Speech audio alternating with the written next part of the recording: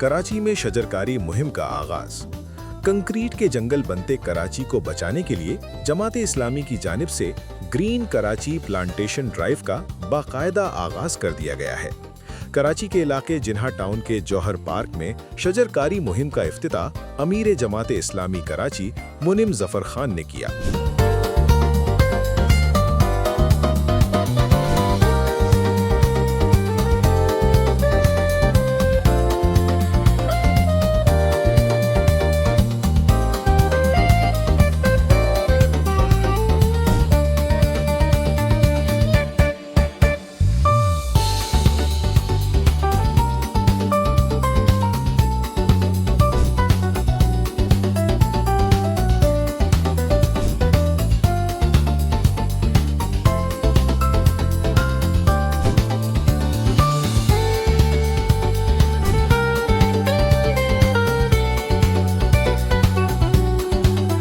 इस मौके पर opposition leader Karachi municipal corporation Saifuddin advocate, chairman Jinnah town Rizwan Sami, town chairman doctor Fawad Ahmed और दीगर रहनुमाओं ने भी तकरीब से खिताब किया और पार्क में पौधे लगाए। तकरीब से खिताब करते हुए अमीर जमाते इस्लामी कराची मुनिम जफर खान ने अलार्म बजाते हुए कहा कि कराची का ग्रीन कोर इस वक्त सिर्फ 2% रह गया है, जो कि शहर के माहौल की तबाही का मुंह बोलता सबूत है।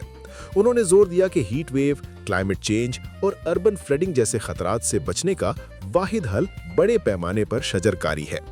मुनिम जफर का कहना था कि रेड लाइन और ग्रीन लाइन जैसे बड़े तरक्कियाती मंसूबों की वजह से हजारों दरख्त खत्म हो चुके हैं, लिहाजा शहर को इस नुकसान से बचाने के लिए अब हर टाउन में नया अर्बन फॉरेस्ट कायम किया जाएगा।